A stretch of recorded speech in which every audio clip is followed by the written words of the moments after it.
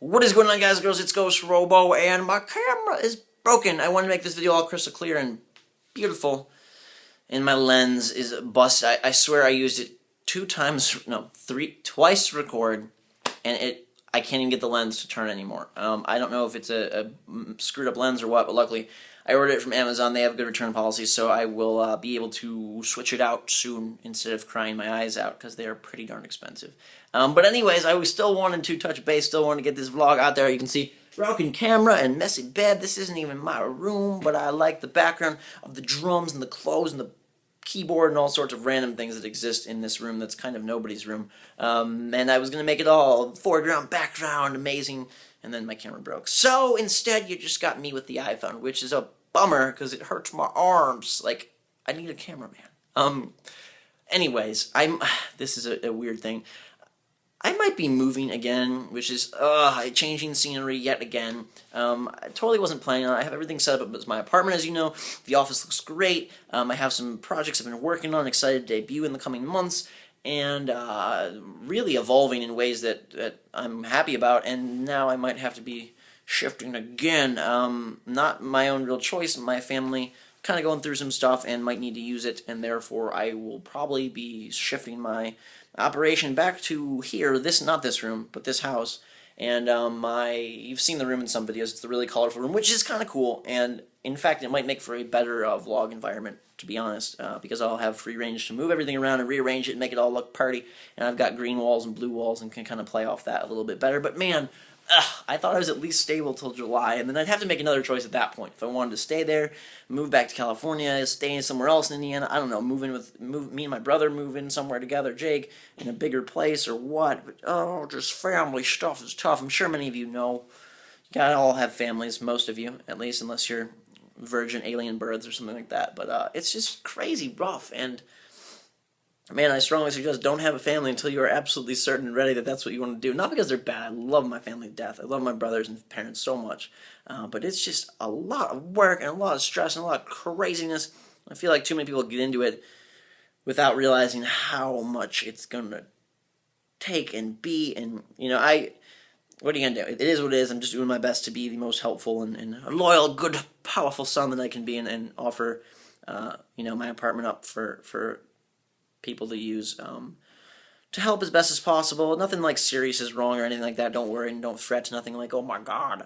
But just some stuff that I don't really want to go into. So I might be shifting scenery shortly. I'll let you guys know. Once I get my camera lens fixed, like I said, it could make for some cool backgrounds and stuff. That's a fun room. Probably more fun than my office. Except my office is all my stuff, and oh my god, moving all that again is going to be a pain. So many cords, so many heavy things. Oh, I'm not looking forward to that day.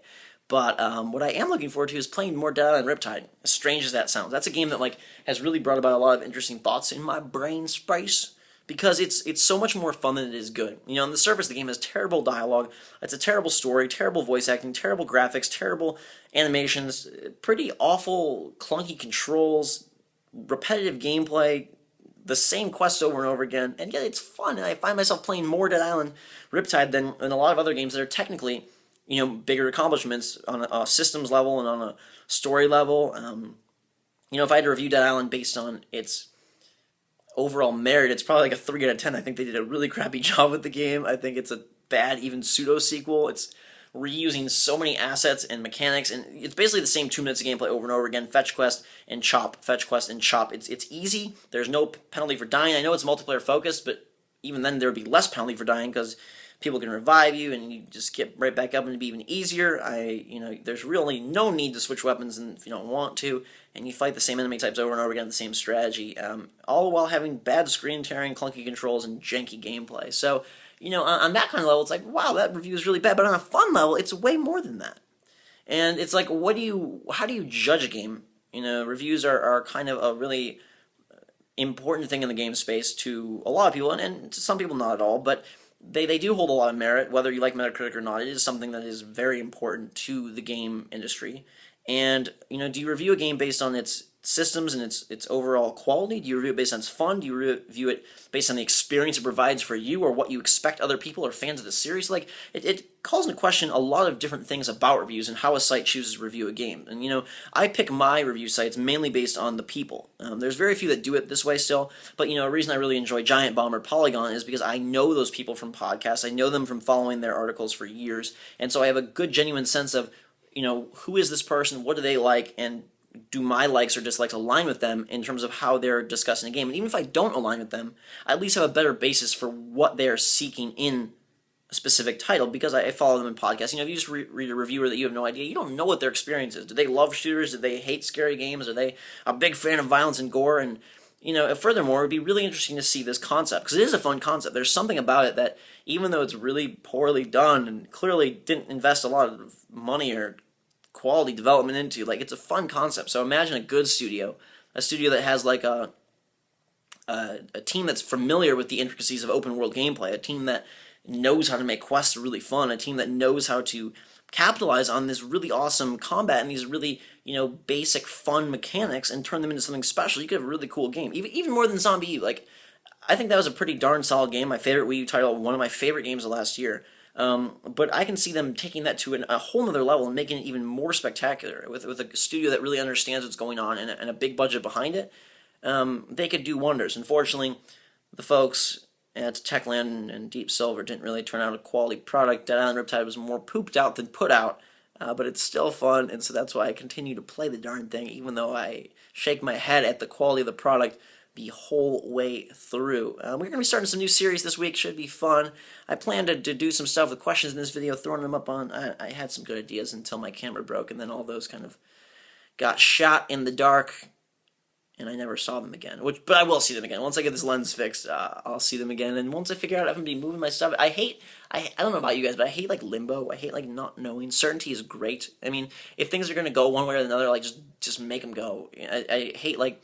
not knowing, it's the simplest things, like, will I be able to get a game early or not? Am I going to be moving from my apartment back here or not? Like, uncertainty drives me crazy.